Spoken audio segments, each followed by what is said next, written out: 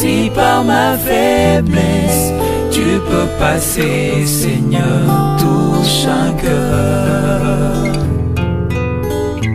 Il se révèle à Moïse, il dit à Moïse, lorsque tu iras devant Israël, tu leur diras, Jésus m'a parlé. Il ne dit pas je serai, il ne dit pas j'étais, il dit Jésus m'a parlé. Finalement, parce qu'au fait, Dieu ne commence pas. Mais il est possible que ta vie à toi qui a connu un détour malheureux, une histoire malheureuse, en rencontrant le Seigneur, que tu vives un commencement miraculeux. Tu es tombé dans la maladie, dans la dépravation, dans la boisson, dans l'ivrognerie, dans l'impudicité, dans l'idolâtrie. Alors que tu suis cette émission ici, tu peux recommencer avec Dieu. Tu peux commencer avec Dieu. Là où tu as échoué, commencer est encore possible.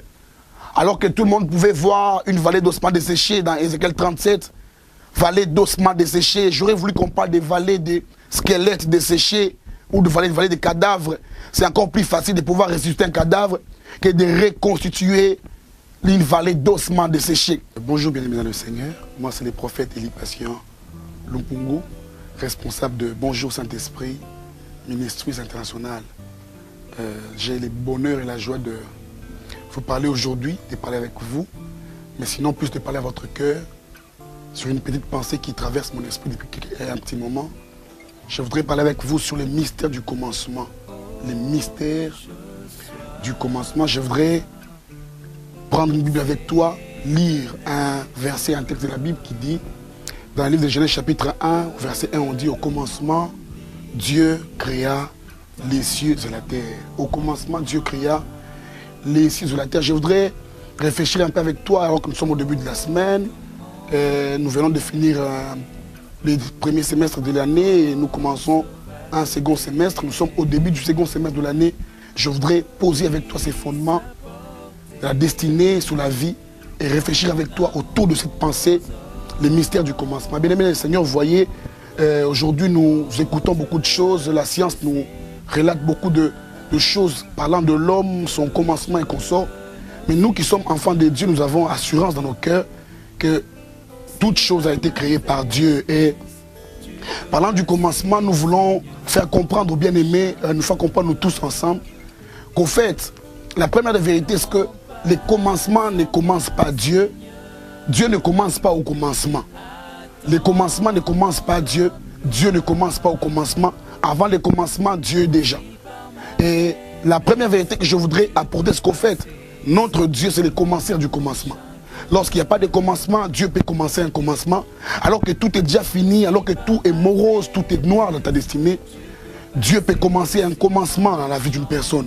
Je voudrais rassurer à quelqu'un ce matin, toi qui suis l'émission, te rassurer qu'il est possible que tu commences un commencement avec Dieu. La Bible relate l'histoire, on dit que la terre était informe et vide. Malgré l'informe et le vide de la terre, la Bible présente Dieu comme le commenceur du commencement. Alors que rien n'était, dans la version française on dit au commencement Dieu créa les cieux et la terre. Dans la version originale de la Bible on dit Dieu au commencement créa. Parce qu'au fait, Dieu ne commence pas alors que tout commence. Dieu ne commence pas au commencement. Dieu ne commence pas avec le commencement. Dieu commence avant le commencement. Avant que le commencement n'arrive, Dieu est déjà. Alors qu'il se révèle à Moïse, il dit à Moïse, lorsque tu iras devant Israël, tu leur diras, Jésus m'a parlé. Il ne dit pas je serai, il ne dit pas j'étais, il dit Jésus m'a parlé. Finalement, parce qu'au fait, Dieu ne commence pas. Mais il est possible que ta vie à toi qui a connu un détour malheureux, une histoire malheureuse, en rencontrant le Seigneur, que tu vives un commencement miraculeux. Tu es tombé dans la maladie, dans la dépravation, dans la boisson, dans l'ivrognerie, dans l'impudicité, dans l'idolâtrie. Alors que tu suis cette émission ici, tu peux recommencer avec Dieu. Tu peux commencer avec Dieu. Là où tu as échoué, commencer est encore possible.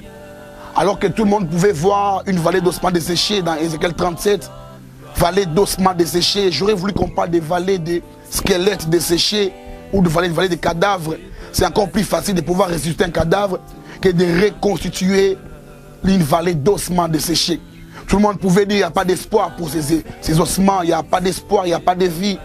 Mais lorsque Dieu est arrivé, cette vallée d'ossements desséchés s'est transformée en une armée. Je voudrais dire à une personne, il est possible que ta vie devienne une armée, que Dieu ne te redonne pas seulement la vie, mais qu'il rééquipe ta vie, qu'il redonne un sens à ta destinée, parce que Dieu est le commenceur du commencement. Dieu est le commenceur du commencement. Lorsque les hommes ont des opinions sur toi, ils disent, ce n'est pas possible, pour lui c'est fini. À l'époque, David, on a dit, plus de salut pour lui en Dieu. Plus de salut pour lui en Dieu. Alors que son fils les détrôna du pouvoir. David, le grand seigneur, se retrouve sur la rue en train de marcher. Mais ce grand seigneur David, lorsque Dieu l'a rencontré, il était possible de commencer. Je parle avec mon cœur, je te dis qu'il est possible pour toi de recommencer. Lorsque les gens disent c'est fini pour lui, elle ne peut plus accoucher. On regarde Sarah, on dit à cause de l'âge, c'est fini pour elle, elle ne peut plus avoir d'enfant. Il est possible de commencer parce que Dieu est le commenceur du commencement. Alors que tout le monde dit c'est un temps zéro, c'est fini pour lui, la vie est au point mort pour lui. Il est possible encore de commencer. Alors que tout le monde diront non, la maladie a atteint un niveau, les paroxysmes, on ne peut plus récupérer la situation. Non, les hommes ne récupèrent pas la situation. Dieu peut récupérer la situation parce que lui est le commenceur du commencement. Lorsque tout le monde diront c'est fini, la destinée ne marchera plus, ça ne marchera plus, on a diagnostiqué sur lui un cancer. Il a atteint la métastase. On a diagnostiqué sur lui, je ne sais pas, un sida. Il va mourir bientôt. Les médecins peuvent dire qu'il te reste à peine 2 semaines pour vivre. Je te rassure qu'il est possible de recommencer avec Dieu. Toi qui suis l'émission, toi qui me suivras plus tard, je te rassure que notre Dieu est le commenceur du commencement. La Bible dit qu'au commencement, Dieu créa. Créer, au fait, ce n'est pas inventer. Créer, ce n'est pas fabriquer. La fabrication et l'invention commencent au fait lorsqu'il y a un matériel, il y a un produit, un premier produit. Il y a un produit qui est déjà là. Et on prend des produits, on transforme cela. Mais la création, c'est partir de rien. Tous les inventeurs sont des bons inventeurs. Les stylistes sont des bons inventeurs. Ils font des choses extraordinaires dans les vêtements. Nous aimons cela. Mais la création, c'est la panache de Elohim. On l'appelle le Dieu créateur. C'est lui seul qui détient les clés de la création. Lorsque Dieu vient, alors qu'il n'y a rien, Dieu peut tout commencer. On l'appelle créateur. Bien aimé, je ne parle pas de notre personne, je parle du créateur. On l'appelle Elohim, le Dieu qui détient les clés de la création entre ses mains. Alors que tout est, il n'y a rien. Lorsqu'il n'y a rien, lui amène tout. Lorsqu'on ne voit rien, lui amène tout parce que lui, c'est le commenceur du commencement. Je voudrais incrémenter cela dans ton cerveau, dans ton esprit, dans ton âme, dans ton fort intérieur, que Dieu est le commenceur du commencement. La Bible dit qu'au commencement, Dieu créa les cieux dans toute sa beauté, les anges dans leur splendeur, les nuages, la création tout entière dans toute sa beauté et l'œuvre de l'Éternel. Alors que rien n'était, lui est venu, il amène tout. Dans ta vie, tout peut manquer. Dans ta vie, tout peut manquer. C'est le même problème qui est arrivé à la veuve de Sarepta. Elle a tout manqué à un moment. Elle a tout manqué. Elle dit à l'homme de Dieu, il ne me reste que ces peu de farine, je le mangerai, moi et mon enfant, et ensuite nous mourrons. Oh, je voudrais parler à une femme, à un homme. Elle se disait, je vais mourir. À ses côtés, je ne sais pas, il avait déjà dressé une tente, catafalque, déjà dressé, cercueil à côté pour dire, après avoir mangé, je monte dans le cercueil, je vais dormir et je mourrai, la mort me surprendra dans le cercueil. Mais alors qu'elle pensait à cela, l'homme de Dieu est arrivé. Lorsque Dieu arrive avec son serviteur, les choses vont commencer. Je viens dans ta vie ce matin, dans ton ministère, dans ta famille. J'entre par cette parole pour te dire que Dieu peut commencer avec toi. L'impossible deviendra possible. Il lui a dit simplement, aujourd'hui, ainsi par l'Éternel, l'ainsi par le Dieu peut changer ta vie. La Bible parle dans Jean chapitre 1, on dit qu'au commencement était la parole. Bien-aimé, écoutez tout ce qu'il te faut pour ces instants ici. C'est simplement une parole de la bouche de Dieu. Les hommes ont beaucoup parlé, rien n'a changé. On a donné des opinions, des avis, on a critiqué, rien n'a changé. Mais lorsque les commenceurs du commencement commencent à parler, les choses changent automatiquement. Les choses changent automatiquement. Les centeniers romains disent à Christ, ne viens pas chez moi à la maison, dis seulement un mot.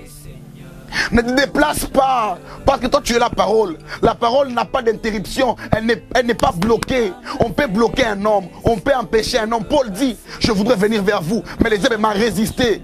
On peut résister à un homme, malgré sa grandeur, on peut l'empêcher de pouvoir avancer. Mais on n'empêchera jamais la parole d'arriver. Là où l'homme n'arrive pas, la parole peut arriver. Là où l'homme ne sait pas venir, la parole peut venir. Et lorsque Christ a seulement parlé de la guérison, elle est arrivée. J'aime ce que ce monsieur dit. Il dit seulement un mot. Il ne dit pas dit une phrase, il dit seulement un mot. Parce qu'écoutez, si Christ devait dire une phrase, il devait dire que la maladie que mon frère est en train de souffrir, qu'elle puisse guérir maintenant. Mais Christ n'a pas dit, les enseignants n'ont pas demandé de dire qu'ils disent une phrase. Il veut dire simplement un mot. Un mot pourquoi? Parce qu'écoutez, si Christ dit seulement guérison, toutes les maladies dans la sommation de la vie de ces malades seraient guéries. Les maladies spirituelles, les maladies physiques, les maladies matérielles, techniques et financières, toutes ces maladies recevraient guérison à l'instant où Christ donnerait un mot. Ta vie n'a besoin que d'une seule phrase venant de Dieu. Ta vie n'a besoin que d'une seule phrase venant de Dieu. Ta vie n'a besoin que d'une seule phrase venant de Dieu. Il y a une histoire qui touche mon esprit régulièrement dans la Bible, c'est l'histoire de Lazare. Lazare est malade. Il reconnaît dans son ami Jésus les facultés d'un guérisseur. Lazare savait que Jésus-Christ guérissait, mais ne pouvait pas savoir que Christ aussi pouvait ressusciter. Mais écoutez-moi, au-delà de ce que tu connais de Dieu, il y a des choses que tu ne connais pas encore de Dieu. Tu connais que Dieu fait ceci, il y a des choses que tu ne connais pas encore de Dieu. Il y a des choses que Dieu sait faire que tu n'as jamais découvert. Il y a des choses que Dieu sait faire que tu ne peux jamais soupçonner. Lazare a certainement vu et entendu qu'il a guéri telle personne. Et Lazare savait que dans ma maladie, au lieu de prendre des médicaments, je vais appeler mon guérisseur, mon ami. Mais il ne pouvait pas soupçonner ou savoir que dans ces guérisseurs s'est caché un ressuscitaire de mort qui dormait encore en lui. On appelle Christ, il ne vient pas. La situation dégénère. Lazare mourait avec l'espérance que mon ami viendrait. Alors on dit à Lazare, non, allons à l'hôpital, tu saignes déjà. La température, la fièvre, elle est très élevée. Lazare dit, je n'irai pas parce que mon ami avait déjà dit qu'il est en train de venir. Il a attendu que l'ami vienne. L'ami n'est pas venu. Inquiet, détruit dans son propre fort intérieur. Lazare est mort avec un souci, un regret. Lazare est mort avec un regret parce que mon ami m'a abandonné. Bien-aimé, je te dis qu'il n'abandonne jamais. Même quand tout le monde dit c'est tard, il peut venir en retard. Mais pour lui, il peut venir après tout le monde. Il n'est jamais en retard. Il peut venir après ton père. Il peut venir après qu'on t'ait même déjà enterré. Mais il n'est jamais en retard. Quand lui vient, c'est l'instant de la destinée qui commence. Il est venu. Il a avancé. Il arrive alors qu'il est là. Les femmes rappellent au Seigneur Jésus-Christ. Elles disent, si tu eusses seulement été ici, notre frère ne serait pas malade. Si tu eusses été ici, notre frère ne serait pas mort. Et que ton absence a créé la mort de notre frère. Parce qu'elle, dans leur esprit, elle savait simplement qu'il ne fallait seulement que la maladie rencontre Christ. Et la guérison viendrait. Bien-aimé, écoutez-moi, même la mort, quand elle rencontre Christ, la résurrection peut venir. Pourquoi? Parce que Dieu est le commenceur du commencement.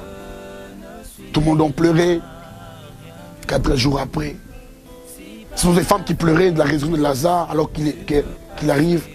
Les femmes rappellent à Jésus pour dire, il sent déjà. La senteur, c'est le témoignage. On regarde, on dit non. Plus de salut pour lui en Dieu. Fini. À l'ivraie de Kinshasa, tu as été naffé. Tu étais en médecine, on t'a refusé. En droit, on t'a refusé. En 5 ans, tu as fait 5 facultés, on t'a refusé partout. Je te dis, waouh, fini pour moi.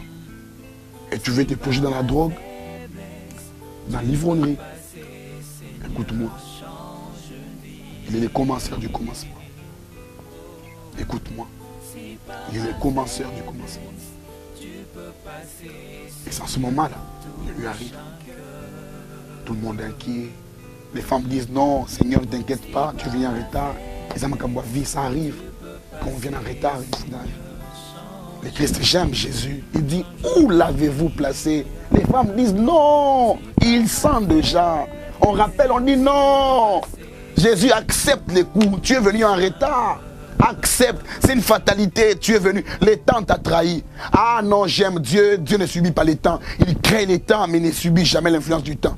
Il est au-dessus du temps. C'est pourquoi la Bible dit ceci. Il est le maître des temps et des circonstances. Le maître ne subit pas. C'est la chose sur laquelle il maîtrise. Il a contrôle, il maîtrise. Il ne subit pas les temps. Et lorsqu'il pleure, tout le monde dit non, c'est fini. En plus, il pleure. Oh, j'aime Jésus. Quelquefois, il ne pleure pas parce qu'il a mal de la mort de Lazare. Par moment, il a mal, il pleure parce qu'il a mal de ce que personne ne peut savoir, c'est qu'il lui est. Personne ne peut dénicher en lui les ressusciteurs. Tout le monde sait que c'est un guérisseur simplement. Écoute-moi, bien-aimé Seigneur, il y a en Dieu une potentialité que tu n'as jamais découvert de lui. Dans ton problème, il y a la solution. Lorsque Daniel était dans la fosse de lion, il ne pouvait pas savoir qu'il y avait un lion de la tribu de Juda à ses côtés. Il y a en Dieu un potentiel que tu découvriras seulement dans la tombe de Lazare. Quand il arrive, il crie seulement Lazare, sors. Bien-aimé, il dit Lazare sort. Il ne dit pas Lazare ressuscite ou revient à la vie. Parce que pour Christ, Lazare n'était pas mort. C'est la même phrase qu'il a dit aux disciples au début de l'histoire. Il a dit Lazare n'est pas mort. Pour Christ, Lazare n'est jamais mort. Il dit Lazare sort parce que pour lui, Lazare était seulement entré. Ah, bien-aimé, ce matin, je te demande de pouvoir sortir dans toutes les situations où tu es entré.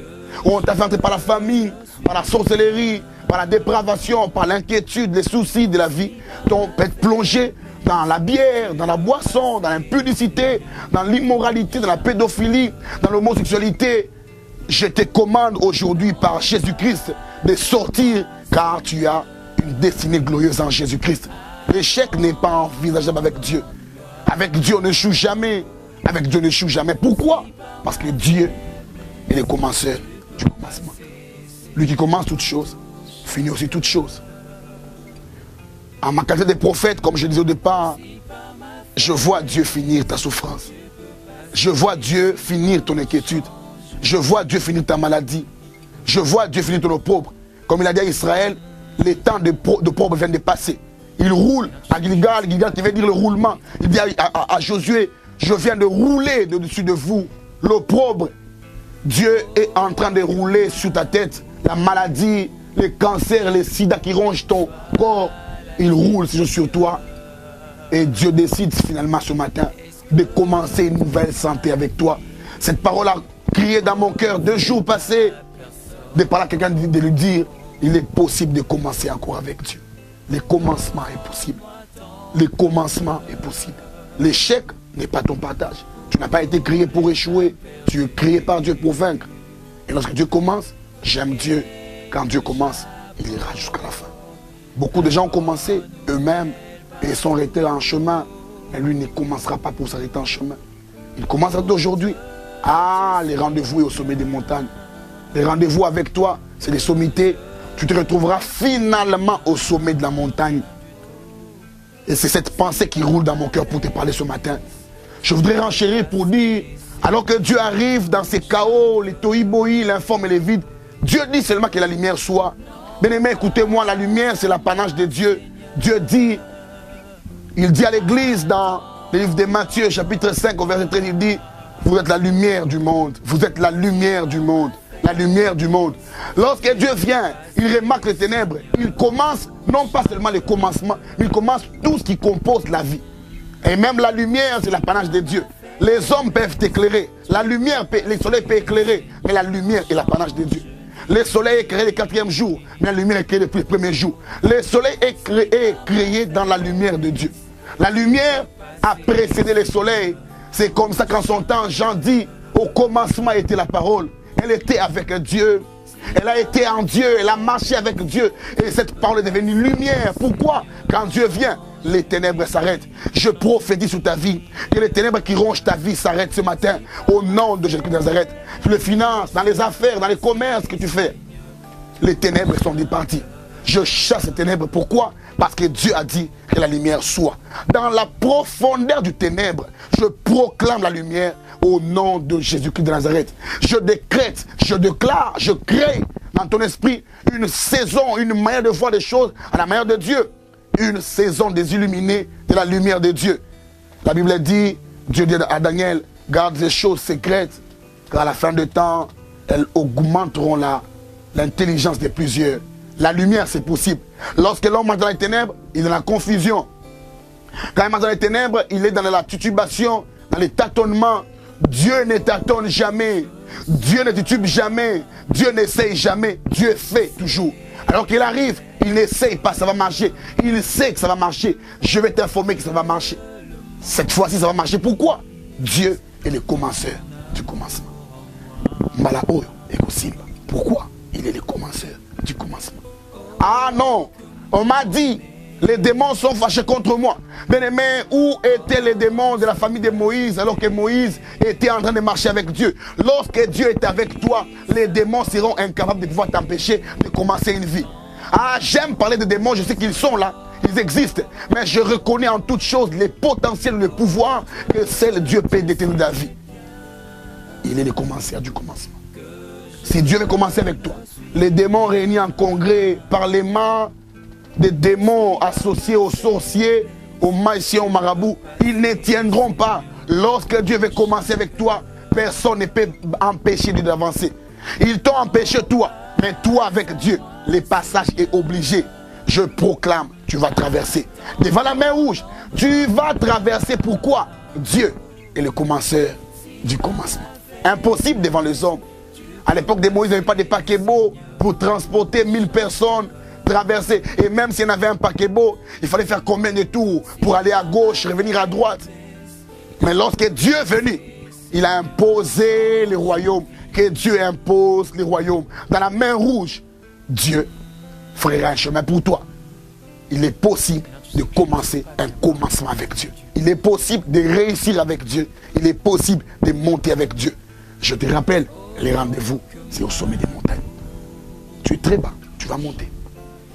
Moi, c'est le prophète de l'Ipassion, pasteur responsable de Bonjour Saint-Esprit Ministries et de l'église Fire Church. Nous sommes à Salongo, sur l'avenue Boulevard Salongo numéro 68, jusqu'au là. Dans la commune de Lemba, Salongo Bimsoum, au croisement des avenues Billet et Boulevard Salongo. Vous nous trouverez là chaque lundi, chaque vendredi et chaque dimanche. Le lundi et le vendredi, nous avons culte de 16h30 à 19h. Et les dimanches, nous commençons tout à 8h et nous allons jusqu'à 10h. Vous pouvez nous retrouver sur Facebook, tapez simplement Prophète Élie Passion. Vous nous trouverez, il y a Bonjour Saint-Esprit Ministries comme notre page du ministère. Vous lirez et vous nous suivrez régulièrement. Vous serez bénis. Pour plus de contacts, vous pouvez nous joindre ici à As Radio. Ou même plus, vous pouvez nous appeler notre propre numéro de 081 80 64 300. 081 80 64 300. Vous pouvez nous appeler, nous serons avec vous pour prier pour vos maladies. Je proclame que tu seras guéri. Toutes les maladies font partir. Toutes les maladies. Quand Lazare est venu à la vie, la santé mauvaise, elle est partie. La maladie qu'il avait tuée était partie. La mort qu'il avait emmenée dans un tombe était aussi partie. Pourquoi? Quand il vient, il fait la sommation de tes problèmes. Il les emporte parce que lui est le commenceur du commencement. Que Dieu vous bénisse. On vous servera les jours qui viennent et vous serez encore bénis. Que Dieu vous bénisse. Merci beaucoup. Si par ma faiblesse tu peux passer, Seigneur, touche un cœur. Il se révèle à Moïse, il dit à Moïse, lorsque tu iras devant Israël, tu leur diras, Jésus m'a parlé. Il ne dit pas je serai, il ne dit pas j'étais, il dit Jésus m'a parlé. Finalement, parce qu'au fait, Dieu ne commence pas. Mais il est possible que ta vie à toi qui a connu un détour malheureux, une histoire malheureuse, en rencontrant le Seigneur, que tu vives un commencement miraculeux. Tu es tombé dans la maladie, dans la dépravation, dans la boisson, dans l'ivrognerie, dans l'impudicité, dans l'idolâtrie. Alors que tu suis cette émission ici, tu peux recommencer avec Dieu. Tu peux commencer avec Dieu. Là où tu as échoué, commencer encore possible. Alors que tout le monde pouvait voir une vallée d'ossements desséchés dans Ézéchiel 37, vallée d'ossements desséchés. J'aurais voulu qu'on parle des vallées de squelettes desséchés ou de vallées de cadavres. C'est encore plus facile de pouvoir ressusciter un cadavre que de reconstituer une vallée d'ossements desséchés.